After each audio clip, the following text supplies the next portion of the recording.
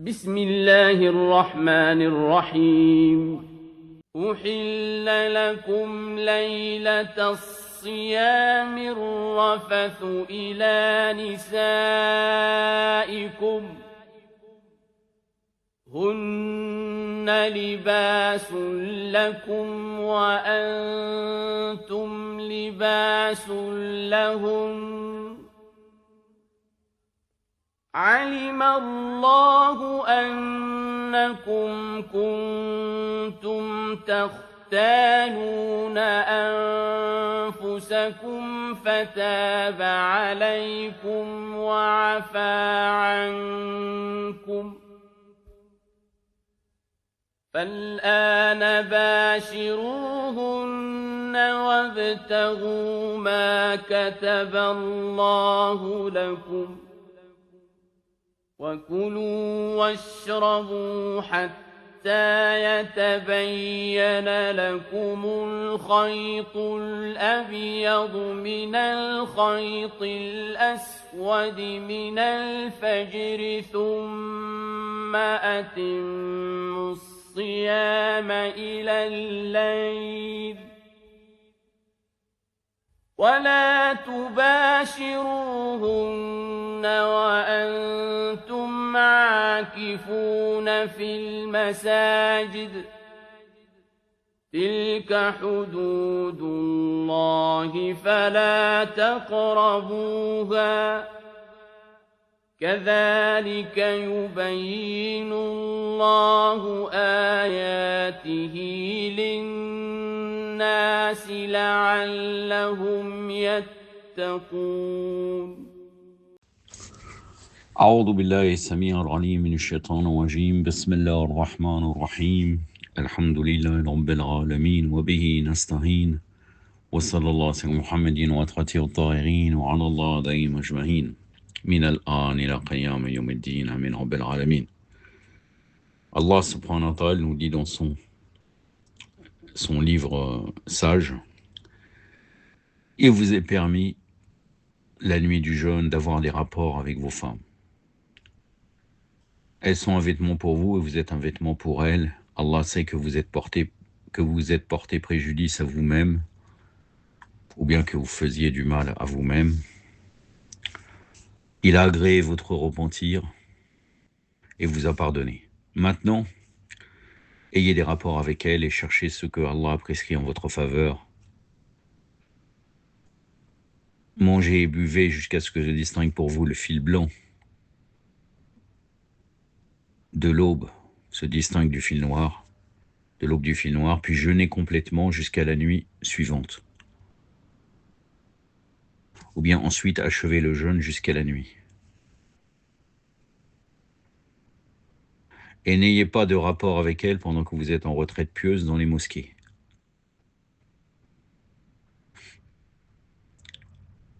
Telles sont les limites normatives de la loi d'Allah, ne vous en approchez pas. Ainsi Allah explique ces versets aux hommes, peut-être seront-ils purs. Donc là c'est le verset 187, la suite du tafsir de la sourate Al-Baqarah. Exceptionnellement, je ne vous ai pas lu en arabe parce que de toute façon, pour éviter la lourdeur, vu qu'il est avant et que le verset est assez long, avant il y a la récitation par un professionnel de la sourate, du verset concerné. Ceci étant dit, je vais commencer le tafsir qui va être en grosse partie de la paraphrase. Vous allez voir, bon, il a assez bien commenté, mais après je rajouterai quelque chose, un point important de jurisprudence. Donc je commence. Circonstances de révélation, il ressort des hadiths islamiques. Au début, lorsque le jeûne avait été instauré, les musulmans avaient uniquement le droit de manger avant de dormir la nuit. Tellement les gens dormaient que lorsqu'ils se réveillaient, il leur était plus permis de boire ou de manger.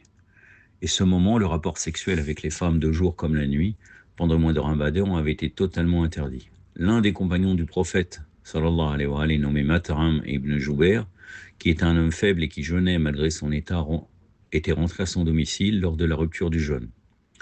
Sa femme était allée lui apporter un peu de nourriture pour rompre le jeûne.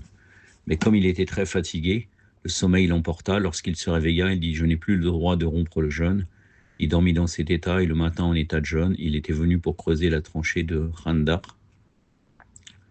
Donc le Khandaq, c'est lors de la guerre d'El Arzab, ou bien on appelle ça aussi la bataille du fossé, dans les alentours de Médine. À cause de l'excès d'efforts, la famine qui s'y était jointe, il s'était évanoui.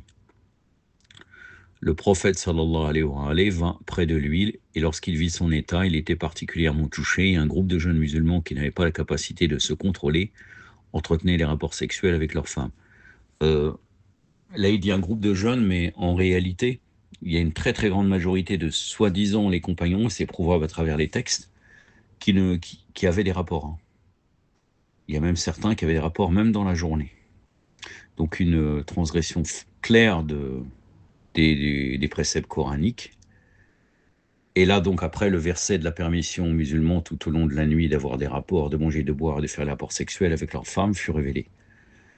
Et c'est la même chose que pour l'aumône avec l'imam Ali, alayhi salam, le seul qui a appliqué le verset.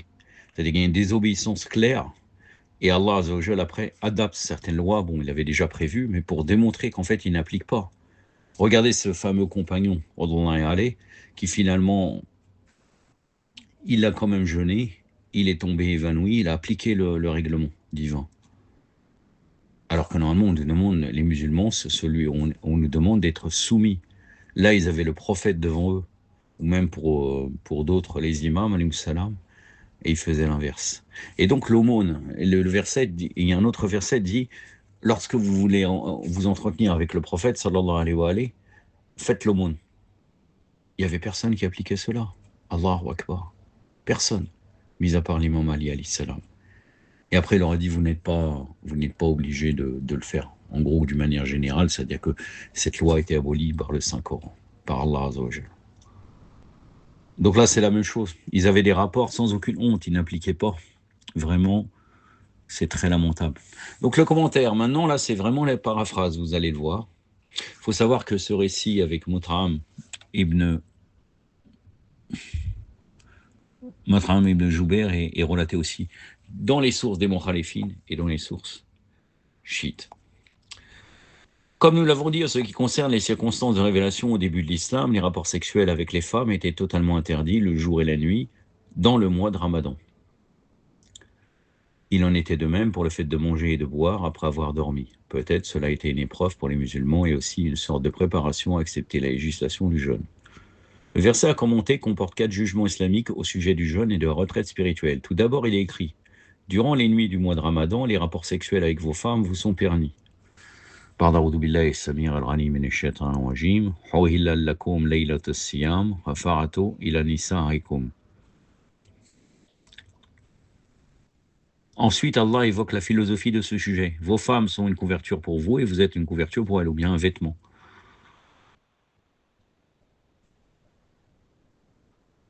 هُنَّ لِبَاسٌ لَهُمْ هُنَّ لِبَاسٌ لَكُمْ وَأَنْتُمْ لِبَاسٌ لَهُنَّ. Sadaqallahu al-aliyyul azim. La couverture, le vêtement d'un côté, protège l'homme du froid, de la chaleur et du danger du contact avec les objets. D'autre part, il protège les défauts de quelqu'un et c'est également une parure pour le corps de l'homme. Donc cette comparaison évoquée dans le Coran englobe tous ces éléments. Le vêtement protège les deux partenaires des déviations, dissimule leurs défauts et constitue un moyen de tranquillité et de sérénité mutuelle. Chacun se présente comme un ornement ou pour l'autre. Cette expression met clairement en évidence l'extrême relation spirituelle de l'homme et de la femme et estime que leur rapprochement mutuel est égal dans ce domaine, car la même expression qu'on a utilisée pour des hommes a également été utilisée pour les femmes sans aucun changement. Ensuite, le Coran explique la raison pour laquelle cette loi d'Allah a été changée. Allah savait que vous faisiez du mal à vous-même.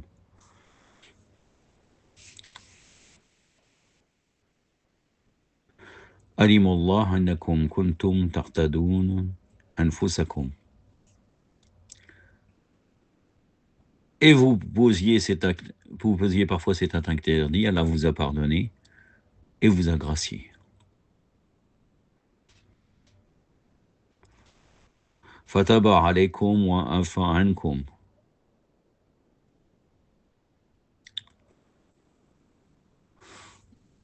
Oui, pour qu'on ne souille pas davantage avec les péchés, Allah, par sa miséricorde et sa clémence, a rendu un peu plus facile le programme et réduit son temps de restriction. Comme tel est le cas, vous pouvez entretenir des rapports sexuels avec elle et demander ce qu'Allah a déterminé pour vous.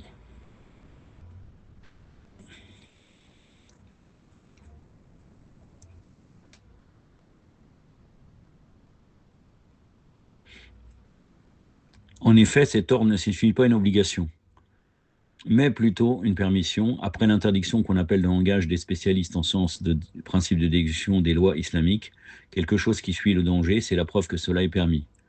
C'est-à-dire que quand il est évoqué une chose illicite, et par la suite, après, on indique tout de suite qu'elle est légale maintenant. Signifie interdiction, et le passage,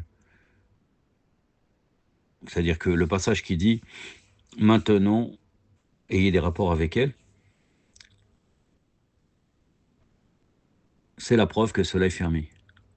Pardon. Et le passage fait allusion au fait qu'il n'y a aucun empêchement pour utiliser cet élargissement, cette réduction qu'Allah a définie dans les lois de la création et de la préservation du système et de l'espèce. Ensuite, Allah passe à l'explication du deuxième décret. Mangez et buvez jusqu'à ce que vous distinguiez le fil blanc du fil rouge. Wa kulu washrabu hatta yatabayyana lakum al-hayth al-abyad min al-hayth al-aswad min al-fajr.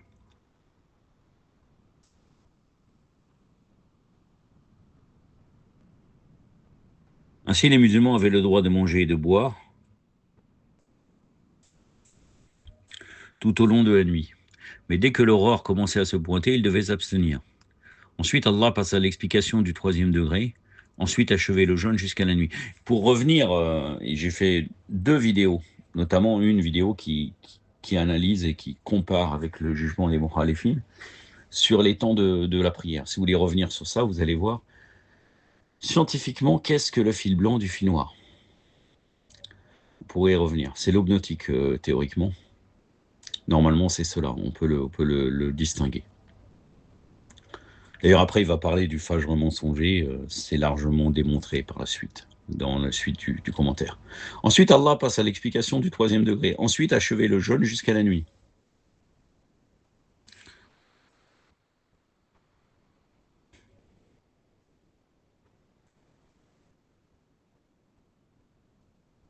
Summa atimu siyam ila al-layl, sadaqallahu al-aliyyul azim.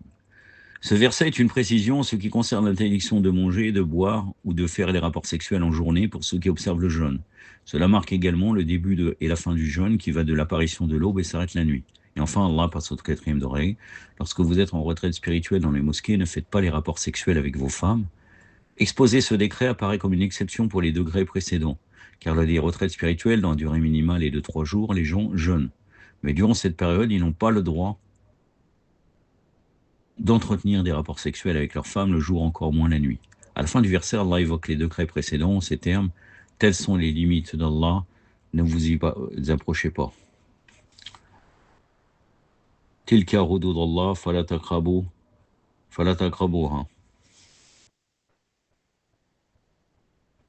Et après, kataballah yubani Allah hayatihi linnas lahum yattaqun. Car se rapprocher des limites d'Allah est comme une tentation, et cela pousse parfois l'homme à transgresser la limite et tomber dans un péché. Allah expose ainsi ces versets aux gens, peut-être seront-ils pieux. J'ai une petite remarque à faire que je viens de penser. Je suis les cours de Cheikh Mortada Raja Hussein sur la... Je sais plus, j'ai eu du mal à me rappeler, méditation, ça s'appelle sur coranique. Je ne sais plus si c'est pas méditation. Et en fait, il veut aller à la réflexion sur le Coran. Et je viens de remarquer que finalement, là, en parlant du côté extérieur, le commentaire qu'il donne, c'est pas le commentaire en fait, c'est Tadabbur al-Qur'an, c'est-à-dire qu'il a pris les versets, puis il les explique d'une manière extérieure. Je parle du Mufassir là. Il fait exactement pareil en fait. Quand on parle de Tadabbur, si on veut sortir même du commentaire de Ahlul Bayt, on va prendre l'extérieur. Bon, certains versets, d'autres on peut pas parce qu'il y a des principes où il y a des versets mutashabiha, donc il faut prendre des versets morkam, clairs. Mais les versets équivoques, on ne peut pas le faire. Et puis on arrive à ce type de commentaire, en fait. Donc en fait, il n'a rien apporté. Vous avez bien vu. Certes, il a bien détaillé les choses, mais en réfléchissant nous-mêmes sur ces versets-là, on peut arriver on peut écrire le même texte qu'il a fait. Donc globalement, ça n'a pas servi. Bon, maintenant les notes. Et après, j'arriverai aux commentaires que j'ai prévus sur un point de fiqh. Donc les limites d'Allah. Comme nous l'avons rappelé dans le verset ci-dessus, après avoir lu une partie des dispositions relatives au jeûne et à la retraite spirituelle, Allah désigne ses décrets par les limites qui exposent le licite et l'illicite, l'interdit et le permis. Remarquez surtout qu'Allah ne dit pas « ne traversez pas les limites ». Il dit plutôt « ne vous en approchez pas ». Car se rapprocher des limites est comme une tentation et à cause de la rébellion des désirs, cela se produit parfois à cause du caractère des désirs ou alors de multiples désirs dans lesquels l'homme sombre, raison pour laquelle certaines lois islamiques interdisent de fréquenter les endroits qui peuvent pousser à basculer dans le péché. Comme par exemple, on dit toujours, il y a une expression française, il vaut mieux prévenir que guérir. C'est de la prévention. Comme par exemple le fait, c'est-à-dire il faut éviter d'approcher cette chose-là, comme ça, on n'ira pas vers elle. Comme par exemple le fait d'aller dans les assises dans lesquelles on commet des péchés, même si on ne les commet pas. Ou alors se retirer dans un endroit tranquille avec un étranger, être avec une femme étrangère dans un endroit tranquille, totalement seul, où les gens n'ont pas accès. Retraite spirituelle, irtikaf. Irtikaf, à l'origine, signifie se retirer, rester auprès de quelque chose très longtemps. Et dans le langage religieux, c'est le fait de se retirer dans une mosquée pour faire des actes d'adoration. Cette retraite dure au moins 3 jours. Elle est conditionnée par l'observation du jeûne et l'abandon de certains plaisirs. Ce genre d'adoration a un grand effet dans la purification de l'âme. Les conditions et ces règles du fait de se concentrer particulièrement sur Allah sont mentionnées dans les ouvrages de jurisprudence. Ça, c'est important parce que vous devrez revenir aux ouvrages de retraite spirituelle, de jurisprudence pour revenir, pour savoir exactement où on doit faire, notamment irtikaf. Est-ce que c'est certaines mosquées, quelles sont les règles des mosquées, etc.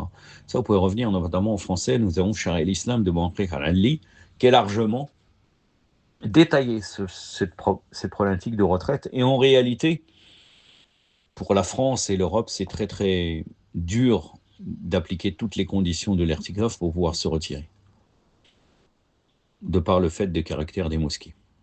Cette invocation a quelque chose de sérogatoire. Enfin, cette adoration, pardon, il a marqué cette invocation, mais cette adoration. Il prend une forme obligatoire, c'est-à-dire à partir du moment où on est à l'intérieur de ces règles-là, on dit de irtikaf, ça veut dire toutes ces règles qui sont sous-jacentes sont obligatoires. De toutes les manières, dans ce cas, nous évoquons juste un côté de ces conditions qui consistent à ne pas faire les rapports sexuels avec les femmes, que ce soit en journée ou la nuit, en liaison avec le verset coranique. Et cela à cause des liens qui existent entre une personne et l'observation du jeûne. L'apparition de l'aube, el-fajr, regardez. Fajr à l'origine, faites attention, signifie fissure. Et lorsqu'on l'utilise pour exprimer l'apparition de l'aube, c'est parce que l'aube apparaît, on a l'impression que le voile de la nuit se fissure pour laisser apparaître la lueur blanche du jour. Ça, c'est très important. On dit cela, mais je vous invite à regarder les calendriers et aller dans un endroit dégagé et regarder s'il y a quelque chose qu'on voit. Certains diront non, c'est la disparition de l'étoile, c'est tant de degrés. Regardez, est-ce que ça correspond au verset coranique et au principe de l'islam? Là, on voit un phénomène dans le ciel. Dans les versets que nous commentons, en plus de cette expression, on a encore l'expression, le fil blanc, regardez ce qui distingue pour vous le fil blanc de l'aube du fil noir. Afin de distinguer le début du jeûne en identifiant et en observant mutuellement, cherchez à réaliser le moment où le jeûne commence. Une personne voulait connaître la signification de verset, le prophète, sallallahu alayhi wa sallam, laissant apparaître ses dents bénies, derrière un large sourire, dit ô fils de Khatam, quand on parle de distinguer le fil blanc du fil jour, le fil blanc du jour du fil noir de la nuit, ce qui se développe à l'horizon et marque le début de l'obligation d'observer le jeûne. Majma al-Bayan, le commentaire du même verset, donc 187, volume 2, page 281. Donc c'est un phénomène visible et très important. Il faut aussi savoir que cette expression met en évidence un autre point, à savoir connaître l'aube vraie et le mirage de l'aube, la fausse aube, car à la fin de la nuit, une toute petite lueur blanche, avec très peu de couleurs dans le sens horizontal, apparaît dans le ciel. Après, on voit des fois une colonne aussi, une colonne verticale. On la compare à la queue de l'aigle. Vous pouvez revenir sur Google et vous allez chercher. Parler du Fajr mensonger, vous regardez les photos. Ou bien vous tapez aube nautique, et vous allez trouver le véritable phénomène. Et il y a des articles de certains musulmans qui nous parlent aussi du Fajr mensonger, et vous verrez les photos. C'est très important, intéressant. On la compare à la queue de l'aigle, c'est la fausse aube. Mais peu de temps après cela, une lueur un peu plus claire apparaît dans le sens horizontal et se déploie. Ainsi, on dirait qu'un fil blanc est tracé sur l'espace noir de la nuit. Il s'agit de la vraie aube qui marque le début du jeûne et le début de la prière du matin. Là, vous voyez, on ne parle même pas d'imsak. Je veux dire précaution, alors qu'en réalité, le moment où on ne doit plus manger, si on est sûr, bien sûr, sinon on va faire une irtiyat, c'est le moment du saut. Il s'agit de la vraie aube qui marque le début du jeûne et le début de la prière du matin. Elle n'a aucune ressemblance avec la fausse aube. Quatrièmement, le début et la fin, c'est la piété. Le plus marquant est que dans le premier verset, nous avons lu concernant le décret sur le jeûne, le but principal est la piété. La même expression apparaît exactement à la fin de ce verset, puisqu'il est dit « La'allahum yattaqun ». Ce verset montre que tous ces programmes constituent un moyen pour l'éducation et l'esprit de piété, de la maîtrise de soi et de l'abstinence face au péché, et du sens de la responsabilité par rapport aux devoirs des hommes. J'en ai fini avec ce commentaire. Nous allons arriver maintenant vers le livre de Fiqh Imam Sadiq alayhi salam pour vous parler d'un jugement basé sur les hadiths de Muhammad wa Ali Muhammad sur le fait de dans les conditions du jeûne, il y a le fait qui annule le jeûne, rester volontairement en état de janaba. Mais c'est lié à la nuit. Regardez le hukm, qu'est-ce qu'il dit? Si quelqu'un reste volontairement en état de janaba jusqu'à l'aube. J'ai pris cela parce que quand on arrive dans les risalas des marjas, nous arrivons à beaucoup de cas. Alors qu'en fait, la question est simple. Il dit oui, si ça, plusieurs conditions, que là, on va voir un principe général. Si quelqu'un reste volontairement en état de janaba jusqu'à l'aube, son jeûne sera rompu à moins que celui-ci ne soit un jeûne recommandé. En effet, quelqu'un a dit à l'imam As-Sadiq alayhi salam, si pendant le mois de Ramadan, quelqu'un reste volontairement en état de janaba, que devra-t-il faire? Bien sûr, là, on parle de la nuit. On ne parle pas de la journée. L'imam lui a dit, il devra affranchir un esclave, jeûner pendant 2 mois consécutifs ou donner à manger ou à boire. Donner à manger à 60 pauvres. Là, c'est pas un état, on cumule pas les 3 peines, on choisit une des 3. Wasail al-Shira, volume 10, page 63. D'après l'auteur d'Ada'iq et l'auteur d'Al-Jawahir, Jawahir al-Kalam, c'est Mohamed Hassan al-Najafi. Et l'Ada'iq, je vais vous dire c'est qui. C'est Youssouf al-Barini. Normalement, c'est Ada'iq al-Nadira, si je ne me trompe pas. Al-Barini de Arbari. Cet avis jouit d'une très grande réputation et d'après l'auteur d'Al-Ada'iq, Muhaqqiq al-Ali, a dit dans son ouvrage intitulé El-Muttabar que tout autre hadith doit être rejeté, sauf s'il peut être interprété d'une façon à ce qu'il soit compatible avec celui-ci. Je vous passe les hukm, de toute façon je vais aller rapidement. Une autre chose qui va encore dans le même sens. Si un homme en état d'el-janaba dort la nuit sans avoir eu l'intention de se réveiller avant l'aube, pour faire el-rosol, son jeûne sera rompu et devra le compenser. Si un homme en état de janaba dort la nuit tout en ayant l'intention de faire el-rosol avant l'aube, mais ne se réveille qu'après l'aube, son jeûne sera correct. Toutefois, s'il se réveille la nuit puis dort avant de le faire el-rosol, il devra observer le jeûne et le compenser par la suite. Et s'il se réveille une deuxième fois puis dort avant de faire le rosol, il devra compenser le jeûne de ce jour-là et subir el kafara.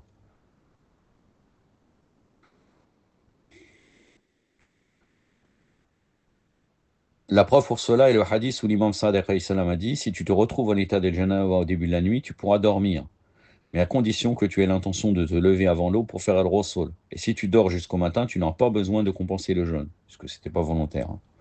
Sauf si tu te réveilles pendant la nuit et à cause de la paresse, tu dors à nouveau avant de faire el rosol. Dans ce cas, tu devras observer le jeûne ce jour-là, puis le compenser un autre jour.